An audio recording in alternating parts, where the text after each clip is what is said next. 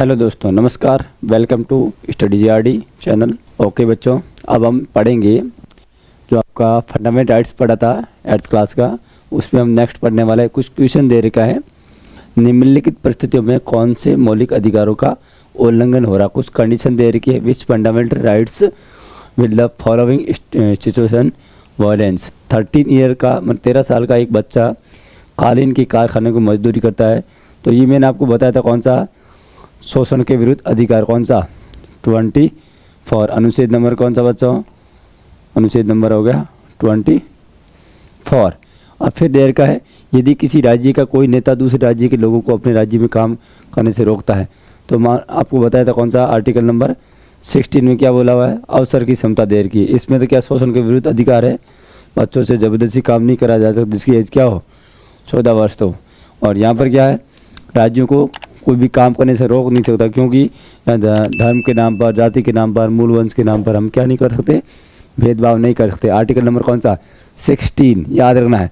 जब 16 वर्ष की उम्र हो गई तो हम क्या करें, जॉब करने के लिए दूसरी जगह के, तो सामने वाला क्या करेगा, हमें रोकने का प्रयास करेगा तो वो नहीं कर पाएगा, क्योंकि हमारी एज क्या है 16। तो आर्टिकल नंबर कौन सा 16 में क्या दिया हुआ है, अवसर की क्षमता दे रखी है।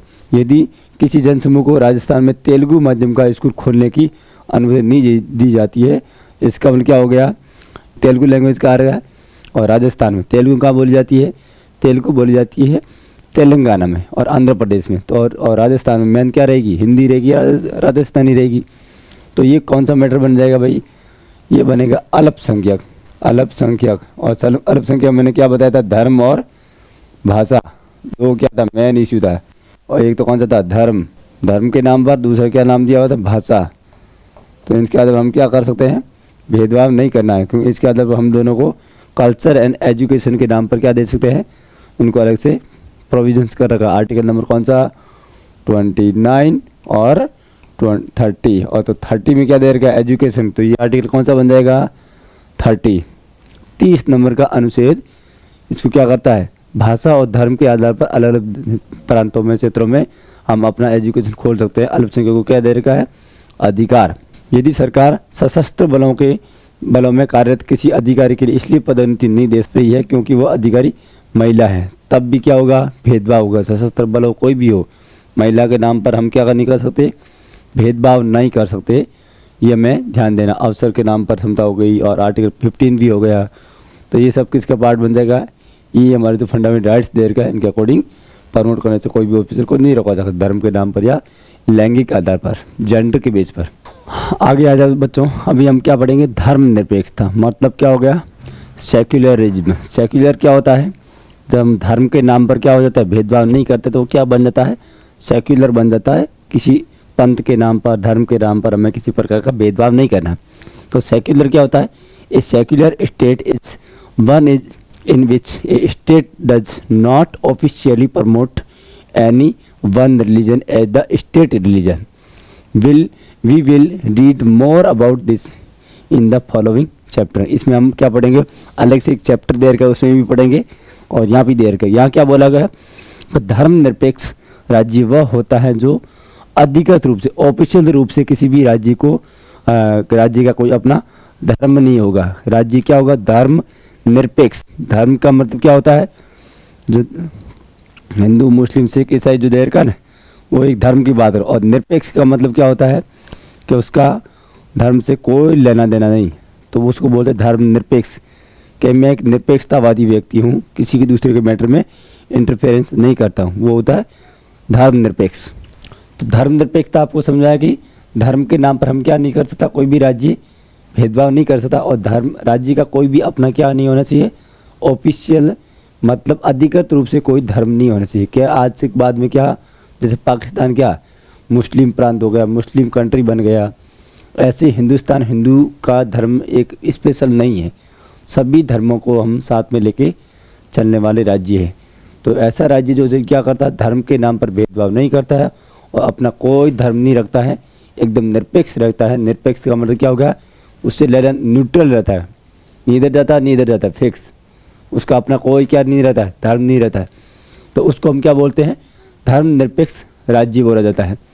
धर्म को राज्य की धर्म के रूप में बढ़ावा नहीं देता, वो अपना एक ऑफिशियल या राजकीय धर्म के रूप में कोई प्रमोट नहीं करा, ऑफिशियली प्रमोट वन रिलीजन को नहीं करने वाला है। तो इसके बारे में हम अगले अध्याय में और विस्तार बढ़े। इसके लिए एक नेक्स्ट चैप्टर जो आपको दे रखा है सेक्युलरिज्म, मतलब धर्म निरपेक्षता नाम से एक टॉपिक भी है, उसको हम चैप्टर में सेकंड में पढ़ने वाले हैं अच्छी तरह के डिटेल से। यहाँ थोड़ा सा आप समझ लो इसको क्या कहना चाह रहे हैं। अब आप इस बात को समझने में लगे होंगे कि कभी कभी देश का इतिहास ये तय कर देता है कि देश का संविधान कैसा होगा। देश का इतिहास का मतलब क्या हो गया, हमारा जो हिस्ट्री है, हमारा जो पहले का जितना भी घटनाएं घटित हुई है उसको हम पढ़ते हैं, तो वो हिस्ट्री में पढ़ते हैं, इतिहास में पढ़ते हैं। और वो क्या डिसाइड करता है, हमारा संविधान डिसाइड करता है। कैसे? संविधान उन आदर्शों को तय करने में एक महत्वपूर्ण भूमिका निभाता है। संविधान मतलब क्या होगा, जैसे हमारे पुराने समय को भी घटनाएं हुई है, हम उसके लिए क्या करते हैं, संघर्ष करते हैं, तो वो क्या हो जाती है, संविधान के रूप में आती है। और संविधान उन आदर्शों को फिक्स करता है कि हमें फ्यूचर में और वर्तमान में किस प्रकार से काम करना है, जिन्हें हम अपने देश और प्रतिनिधियों के जरिए साकार करना चाहते हैं। उनके प्रतिनिधि क्या करते हैं, हम लोग साकार करने की कोशिश करते हैं। जिस तरह फुटबॉल के नियम बदलते ही खेल बदल जाता है। हम स्टार्टिंग में क्या एग्जाम्पल दिया था, फुटबॉल का दिया था। एक फुटबॉल में क्रिकेट बॉल छूने पर क्या हो जाता है, फाउल माना जाता है, वैसे ये वापस उसी का नाम आया। उसी तरह जिन देशों में संविधान भारी बदलाव आ जाते हैं, वहाँ देश का बुनियादी स्वरूप बदल जाता है। मतलब क्या होगा, बार बार कॉन्स्टिट्यूशन में कुछ मेन चीज़ों में हमें जो कोर इश्यूज होते हैं उसी पर काम करके या उसको बिल्कुल नेगलेक्ट करते हैं और कुछ चेंज कर देते हैं, तो जिससे क्या हो जाता है, तो हमारा बेसिक स्ट्रक्चर होता है किसी भी कॉन्स्टिट्यूशन कंट्री का, तो वो क्या हो जाता है, चेंज हो जाता है, बदल जाता है। हम नेपाल में ये देख चुके हैं कि वहाँ लोकतंत्र बनाने की ज़रूरत के साथ साथ एक नया संविधान की ज़रूरत पैदा हो गई। उनके साथ में क्या हुआ, उनका संविधान पहले 1919 में क्या हुआ, उनका संविधान बना हुआ था, फिर राजतंत्र आ गया। उसके बाद में क्या हुआ, फिर वापस उन्होंने लोकतंत्र के लिए डिमांड की। तो 2008 के आसपास एक अंतरिम बजट बनाते हैं और 2015 के आसपास क्या बन गया, एक नया संविधान बन गया। ये हमने नेपाल वाले चैप्टर पढ़ा था, चैप्टर के अंदर ही इसी में टॉपिक में तो देखा था। तो ये हमारे क्या देर का कुछ मेन फीचर्स देर का हमें संविधान में किस प्रकार का चेंज करना चाहिए या नहीं करना चाहिए। तो ऊपर हमने भारतीय संविधान के जिन आयामों का जिक्र किया था, आयाम का मतलब क्या हो गया, नए एस्पेक्ट हो गए या फिर नए features. The different features of Indian constitution outline above involve complicated ideas that are often not easy to grasp. का मतलब क्या हो गया, जटिल दिखाई देते हैं और उसको समझना काफ़ी मुश्किल महसूस होता है। क्यों, कुछ ऐसे आयाम्स वगैरह या पॉइंट्स वगैरह या फीचर्स वगैरह जो हमें कई बार जटिल दिखाई, जटिल का मतलब क्या, कॉम्प्लिकेट हो जाते हैं, जो हमें बिल्कुल दिखने में तो ईजी होता है, लेकिन जैसे ही हम कोई क्वेश्चन पढ़ते हैं तब तो हमें क्या हो जाता है, उसका आंसर वगैरह आता है, लेकिन जैसे ही हम एग्जाम में जाते हैं तो इसका आंसर भूल जाते हैं, कैसे लिखना वो हमें समझ में नहीं आता। तो ऐसे क्वेश्चन कई बार क्या कर देता है, हमारे लिए एक जटिल या कठिन बन जाते हैं, कॉम्प्लिकेटेड बन जाते हैं। तो उसे समझने में क्या होता है, मुश्किल महसूस किया जाता है। लेकिन अभी आप इस बारे में ज़्यादा फिक्र ना करें। इस पुस्तक के बाकी अध्याय में और अगली कक्षाओं में भारतीय संविधान के इन सभी पहलुओं के बारे में आप लगातार सीखते जाएंगे। जो भी हमारे पार्ट दे रखे उसको हम नेक्स्ट क्लास में आगे बढ़ते जाएंगे, वैसे वैसे हमें इसको और अच्छे से एक्सप्लेन करने के साथ में सीखते जाएंगे। तो ठोस रूप से उनका अर्थ आप जान पाएंगे, उसका वास्तविक अर्थ क्या है, उसका जो meaning more sufficiently when what the mean. 11 मौलिक कर्तव्यों में से प्रत्येक से संबंधित रेखा चित्र तस्वीर बनाए और उन पर की कविताएं गीत लिखे, कक्षा में इस पर चर्चा भी करें। हमारे संविधान में अब नाम क्या आ रहेगा, 11 फंडामेंटल ड्यूटीज़ का नाम आ रहा है। कितने हैं, 11 है। फंडामेंटल ड्यूटीज़ का मतलब क्या हो गया, जो फंडामेंटल राइट्स है, मौलिक, जो हमने पढ़ा था भाग नंबर कौन सा, भाग नंबर 3 में पढ़ा था मौलिक, और उसमें देर का मौलिक अधिकार देर का है। और अधिकार और कर्तव्य दोनों एक दूसरे से जुड़ा हुआ है। आपका अधिकार सामने वाला क्या बन जाएगा भाई, कर्तव्य बन जाएगा। उसके सामने वाला क्या हो जाएगा, कर्तव्य, और आपका कर्तव्य उसका क्या बन जाएगा, अधिकार बन जाएगा। मतलब आप सिंपल सा समझो, यदि मैं आपको पढ़ाने का क्या रखता हूँ, अधिकार, ठीक है, मतलब पढ़ाना तो मेरा लिए क्या बन जाएगा, ड्यूटी बन जाएगा, और आपको पढ़ने का क्या बन जाएगा, राइट बन जाएगा। लेकिन जैसे ही मैंने चैप्टर वगैरह कंप्लीट करवाया, पढ़ाया, उसके बाद मैंने आपको क्वेश्चन पूछना अधिकार का स्टार्ट किया, तो वो मेरा क्या बन जाएगा, अधिकार बन जाएगा। अब आपकी ड्यूटी क्या बनती है, ड्यूटी मतलब क्या, कर्तव्य, कि इसका आंसर दीजिए, उत्तर दीजिए। मतलब अधिकार और कर्तव्य एक दूसरे से जुड़े हुए हैं। एक कॉइन्स होता है सिक्का, हेड और टेल। हेड होगा तो इसके सामने क्या होगा, टेल भी होगा। मतलब आपका फेस है तो फेस के अपोजिट ये भी पार्ट होगा आपका। वैसे अधिकार और कर्तव्य हमारे संविधान में दे रखा है। और ये भाग कौन से में दिया हुआ है, 3 में है, अधिकार है। और मौलिक कर्तव्य किस में दिया हुआ है भाई, याद रखना। ये क्वेश्चन ऐसे आते रहते, मौलिक कर्तव्य, मौलिक कर्तव्य। 3 के बाद में क्या आता है, 4 आता है। और 4 में क्या आता है, कर्तव्य। क से स्टार्ट होता नहीं होता।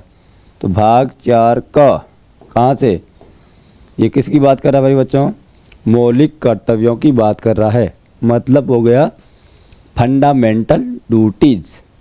फंडा किसका, अब आपका फंडा है कि आप लोग किस प्रकार से हमारे संविधान को पढ़ते हैं, अपनी ड्यूटीज कैसे निभाते हैं। तो ये भी जानना जरूरी है। इसके अंतर कितने देर के हैं, टोटल 11 देर के हैं। और मौलिक अधिकार कितने थे, 6 का क्या करो डबल, कितना हो जाता है 12। तो एक और कम करना, फिर आपको कितना बचेगा, नहीं 11 मौलिक कर्तव्य बचेंगे। समझ में आया आपको। मतलब अधिकार से ज़्यादा क्या है, कर्तव्य है, ड्यूटीज है। कर्तव्य का मतलब हो गया आपका धर्म क्या बोलता है, आप एज ए स्टूडेंट क्या काम करते हो, शिक्षक का काम क्या है, शिक्षार्थी का काम क्या है, विद्यार्थी का काम क्या है, समाज के किसी व्यक्ति का काम क्या है, वो उनके क्या है, कर्तव्य बन जाते हैं।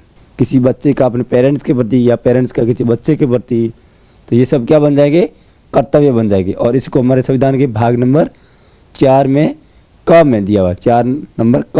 और टोटल कितना है 11 दिया हुआ है। ये आपको याद होना चाहिए। और ये कब दिया, ये दिया था 1977 में। कितना दिया, 1976 में 10 दिया। एक अधिकार बाद में 2003 में ऐड किया जो 11 नंबर का है, जिसमें 6 to 14 ईयर के बच्चों को क्या करना है, शिक्षा देने का काम किसका है, उनके पेरेंट्स का है, उनके गार्जियन का, उनका माता पिता का क्या है, कर्तव्य है। ऐसे मिला के टोटल कितना हो गए 11 फंडामेंटल राइट्स है। इसको हम अलग से पढ़ने के लिए एक अलग से वीडियो लेके आऊँगा, जिसमें मैं एक एक फंडामेंटल राइट्स के बारे में अच्छे से पढ़ेंगे। कब आए, कौन लेके आया, कैसे लिया, कौन उसमें प्राइम मिनिस्टर था, ये सब, और कहाँ से लिए गए, ये सब हम क्या करेंगे टॉपिक वाइज जब पढ़ते जाएंगे तब आपके सामने एक वीडियो अच्छे से इसके बारे में डिटेल से मिल जाएगा। तो ये आपको अच्छे से क्या करना है, रीड करना है इन चीज़ों के बारे में। आगे आपको कुछ पिक्चर दिख रहा होगा, इंडियन कॉन्स्टिट्यूशन असेंबली थी, उसमें डिस्कशन हुआ था, उससे रिलेटेड आपको दिख रहा होगा। यहाँ पर कुछ कुछ मेंबर क्या कर रहे हैं, सिग्नेचर कर रहे हैं, दिख रहा है आपको। यहाँ पर कौन है, इस व्यक्ति का नाम है डॉक्टर राजेंद्र प्रसाद। याद रखो कौन, डॉक्टर राजेंद्र प्रसाद। उसमें प्रसाद कौन बांटते थे, डॉक्टर राजेंद्र प्रसाद। जो राज करेगा वही क्या करेगा, प्रसाद बांटेगा। प्रसाद बांटेगा का मतलब क्या हो गया, कोई व्यक्ति खड़ा होना, उसको सबसे पहले परमिशन कौन देगा, उस असेंबली का क्या अध्यक्ष देगा। संविधान सभा बनी थी, उसके क्या थे, ये परमानेंट क्या थे, अध्यक्ष थे। परमानेंट स्पीकर कौन थे उसमें के, डॉक्टर राजेंद्र प्रसाद। तो राज करेगा वही क्या करेगा, प्रसाद देने वाला है। कौन कौन व्यक्ति क्या करेगा, असेंबली में कब बोलने वाला है, तो स्पीकर कौन, डॉक्टर राजेंद्र प्रसाद, याद रखना है। और यही व्यक्ति क्या करता है, सबसे पहले भारत का राष्ट्रपति बनता है। इंडिया का फर्स्ट क्या बन गया, प्रेसिडेंट, याद रखना है। कौन, डॉक्टर राजेंद्र प्रसाद। जो राज करेगा वही क्या करेगा, राष्ट्रपति बनेगा भाई, याद रखो। राज से राजेंद्र प्रसाद, राज से राष्ट्रपति। फिर सेकंड में क्या दे रखा है, सेकंड में यहाँ पंडित जवाहरलाल नेहरू है और कुछ 2-3 मेंबर और भी है, और इधर है। ये सब क्या करे, इसमें ये साइन करते हुए देखा जाएगा कॉन्स्टिट्यूशन असेंबली का। यहाँ पर भी क्या है, ये जो संविधान सभा के बाद में संविधान लेकर गया था उसके ऊपर क्या कर रहे हैं, साइन कर रहे हैं अपना। कौन, पंडित जवाहरलाल नेहरू, उधर डॉक्टर राजेंद्र प्रसाद। फिर यहाँ देखो, यहाँ पर भी कुछ मेंबर है। अब यहाँ देख, उपरोक्त तस्वीरों में 24 जनवरी 1950 को संविधान सभा के विभिन्न सदस्य अपनी आखिरी बैठक में संविधान सभा के प्रति एक हस्ताक्षर कर रहे हैं।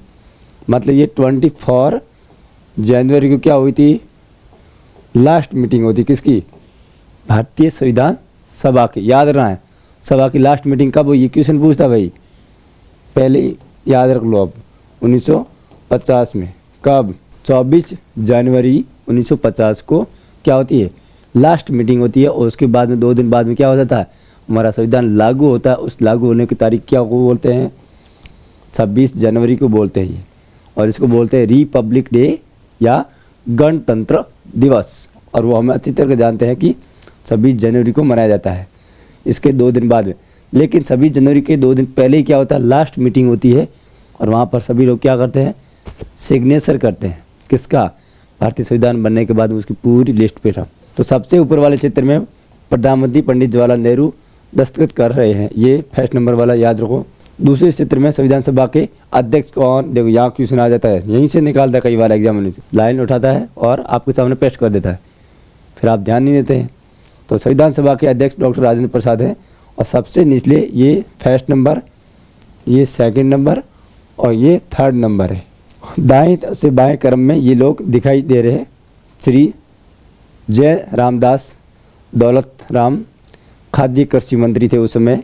फिर देर का राजकुमारी अमृत कौर स्वास्थ्य मंत्री, डॉक्टर जॉन मताई वित्त मंत्री थे उस समय के, और डॉक्टर सरदार वल्लभ भाई पटेल उप प्रधानमंत्री, और उसके पीछे जगजीवन राम बाबू उसमें क्या थे, श्रम मंत्री, लेबर मिनिस्टर कौन थे, जगजीवन। जिसका जगत में क्या है, जीवन है, तो लेबर काम करेगा तभी क्या बनेगा, जीवन बनेगा। तो ज़्यादा श्रम करेंगे तभी आपका जीवन रहेगा। तो क्या हो जाए, जगजीवन राम उस समय क्या थे, श्रम मंत्री थे।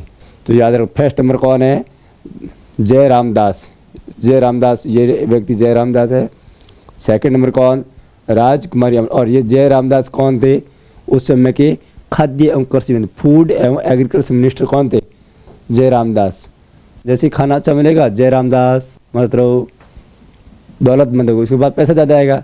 सेकंड नंबर कौन है, राजकुमारी अमृत कौर, ये कौन थी, राज किसका अच्छा होगा, इसका स्वास्थ्य अच्छा होगा।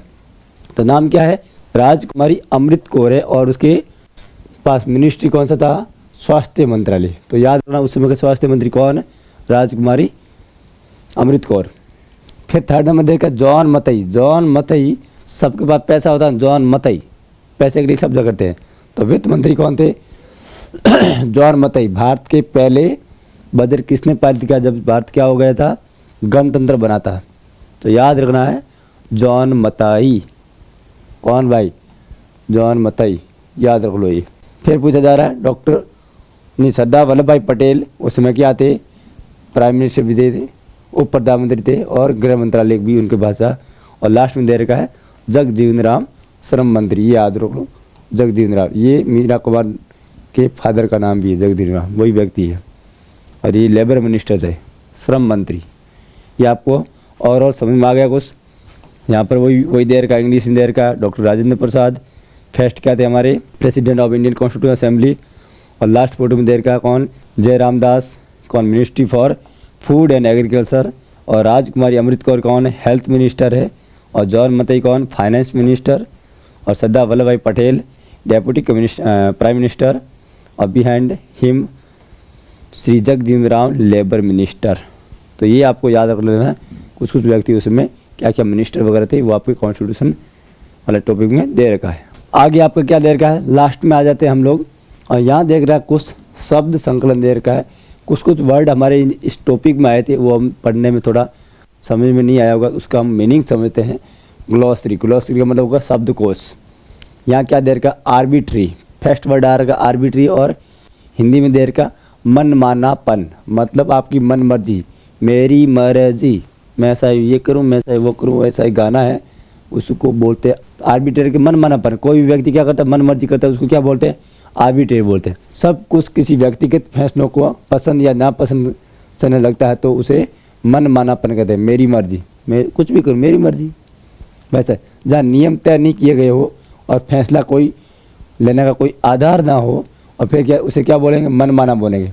मतलब कोई रूल्स रेगुलेशन नहीं, जिसके माइंड में जो आए वो करो, बस उसको बोले मनमानापन। फिर देर का है मतलब क्या होगा, यहाँ रूल्स रेगुलेशन नहीं है, कोई फिक्स नहीं है। और decision that have no basis each, मतलब उसका डिसीजन निर्णय लेने का कोई आधार नहीं, मन मर्जी, जो भी मनवाया काम करो बस। फिर देर का आदर्श, आदर्श का मतलब क्या होगा, आइडियल, आइडियल।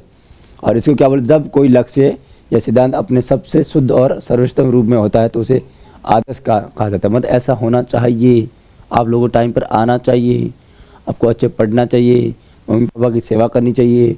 ये सब क्या है, अच्छे अच्छे गोल है, आइडियल है।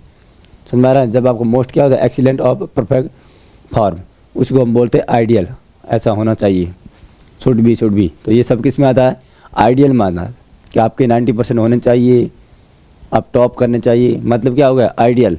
फिर देखा भारतीय राष्ट्रीय आंदोलन, इंडियन नेशनल मूवमेंट, ये तो हम लोग पढ़ेंगे हिस्ट्री में और अच्छे से समझाएंगे, फिर भी हम यहाँ देख लेते हैं। भारतीय राष्ट्रीय आंदोलन का उदय कब हुआ, 19वीं सदी में हुआ था, और इस आंदोलन की हजारों महिलाएं पुरुष ब्रिटिश शासन से लोहा लेने के लिए एकजुट हो गई थी। ब्रिटिश जो रूल कर रहे थे हमारे ऊपर, बहुत सारे थाउजेंड्स वीमेंस और मैन ने क्या किया, इंडियन लोगों ने मूवमेंट में पार्टिसिपेट किया था और उनका विरोध किया था। और ये आंदोलन 1947 में भारत की आज़ादी के में परिणत हुआ था। ये 1947 तक चलता है, जब 15 अगस्त 1947 को भारत को क्या मिली, आज़ादी मिल गई। और इसी वर्ष की इतिहास की पाठ्य पुस्तक में इस आंदोलन को हम क्या करेंगे और अच्छी तरीके से समझेंगे, जानेंगे। तो हिस्ट्री की आपकी बुक्स दे रखी है 8th क्लास में, जब इसको चैप्टर को पढ़ेंगे तब हम इंडियन फ्रीडम मूवमेंट पढ़ेंगे। फिर देखा राज्य व्यवस्था, इसको इंग्लिश में क्या बोलते हैं बच्चों, पॉलिटी। ये बहुत इंपॉर्टेंट है और ये आपको याद भी होना चाहिए, पॉलिटी क्या होता है या पॉलिटिकल साइंस क्या होता है ऐसे वर्ड, या सिविक्स क्या होता है। A society that has a organised political structure, India is a democratic polity. अब मतलब क्या हो गया, कोई सोसाइटी या समाज राज्य व्यवस्था में कैसे होगा, जो उसकी राजनीतिक संरचना, मतलब क्या हो गया, पॉलिटिकल रूप से उसका स्ट्रक्चर बन जाएगा, एक ऊपर से कौन कौन सी गवर्नमेंट बनने वाली है, तो उस स्ट्रक्चर को क्या बोलते हैं, पॉलिटी वर्ड दिया जाता है या राज्य व्यवस्था बोला जाता है। और भारत कैसा है, एक लोकतांत्रिक राज्य था। भारत की पॉलिटिकल सिस्टम कैसा भाई, डेमोक्रेटिक है, लोकतांत्रिक है। ये हम 9th क्लास में पढ़ेंगे, what is democracy, Y democracy, तब आपको और इसको समझाएंगे। फिर देर का संप्रभु, ये जितने भी चैप्टर वर्ड आ रहे हैं जो मैंने पिछले वाले वीडियो में सब में इसको समझाया हुआ है। सॉवरन, सॉवरन का मतलब क्या हो गया, सुप्रीम पावर, सबसे जिसके बाद में किसी का निर्णय ना हो, उसको क्या बोलेंगे, सॉवरन बोलेंगे। In the context of this chapter it refer to an independent people, मतलब क्या हो गए, स्वतंत्र व्यक्ति, मन मर्जी करे, कोई उसको रोकने वाला ना हो, उनसे ऊपर सुप्रीम कोई भी नहीं, उसको क्या बोलेंगे, संप्रभु बोलेंगे। इस अध्याय के संदर्भ में स्वतंत्र जनता को क्या बोला गया है, संप्रभुता। मतलब भारत की संप्रभुता किसमें बसती बताओ, ऐसा क्वेश्चन आता है, भारत की संप्रभुता किसमें बसती है। ऑप्शन नंबर दे रहा हूँ, 1 में भारत का राष्ट्रपति, 2 में भारत की पार्लियामेंट, 3 में भारत की जनता, 4 में भारत की मीडिया। तो आपको याद रखना क्या, भारत की जनता, याद रखना, जनता, जनता ये हमारे लिए क्या है, माई बाप है, टीएल में तो यही है। लेकिन जनता अपने खुद के बारे में जानती नहीं है, इसलिए जनता ये पीछे रह जाती है। लेकिन उन्हीं के बीच में क्या है, डेमोक्रेसी है, लोकतंत्र का सुप्रीम पावर इन्हीं के हाथ में है। लेकिन ये घुमा फिरा के किसी के पास चला जाता है, पार्लियामेंट के पास चला जाता है, बाद में राष्ट्रपति के पास, राष्ट्रपति काम नहीं करता, प्रधानमंत्री के पास में। तो ये लेकिन मैन किसके पास है, भारत की जनता के पास में, आपको याद रखना है। फिर देखो मानव व्यापार, मतलब क्या होगा, मानव का ट्रैफिकिंग, मतलब उसको बेचना। मानव को क्या करते हैं हम लोग, बेचना स्टार्ट करते हैं, खरीद फरोख्त करते हैं, उसको बोलते हैं ह्यूमन ट्रैफिकिंग। राष्ट्रीय सीमाओं के आर पार विभिन्न चीज़ों की गैर कानूनी खरीदी बिक्री का अवैध व्यापार कहा जाता है, उसको क्या बोलते हैं, अवैध व्यापार। मतलब क्या हो, इलीगल ट्रेड, जब किसी को जानकारी नहीं हो, गवर्नमेंट को कोई जानकारी को रूल्स के अकॉर्डिंग नहीं हो, ऐसा व्यापार उसको क्या बोलेंगे, इलीगल ट्रेड या अवैध व्यापार कहा जाता है। याद रखो ये, buying selling different commodities across national borders.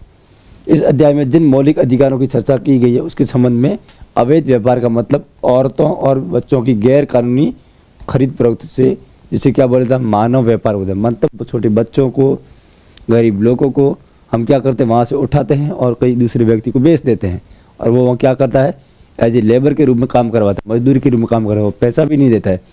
तो ये क्या हो जाएगा, मानव व्यापार बन जाएगा। मानव को ही हमें खरीदा जा रहा है। जैसे क्या होता है, कोई पेन हो गया, इसको खरीद लिया, मोबाइल को खरीद लिया, मोटरसाइकिल खरीद ली, गाड़ी खरीद ली, वैसे ही इंसानों को खरीदा जाता है। जैसे पशु को कैसे खरीदते हैं, वैसे ही मानव उनके लिए क्या बन जाएगा, ह्यूमन ट्रैफिकिंग बन जाएगा, उनका व्यापार किया जाएगा। ठीक है, ये आपको समझ में आया नहीं आया। फिर लास्ट में देर का निरंकुशता, इसका मतलब सत्ता और अधिकारों के क्रूर और अन्यायपूर्ण इस्तेमाल, मतलब मन मर्जी करना। ट्रिनिटी, ये वर्ड भी मैंने पीछे आया था, सब समझाया था। ट्रिनिटी क्या होता है, तब क्या, the cruel and unjust use of power and authority. जब हम क्या करते हैं, पावर का, शक्ति का, सत्ता का दुरुपयोग करते हैं मन मर्जी तरीके से, किसी को लूटने में, मारने में, पीटने में, तो उसको बोलते हैं निरंकुशता।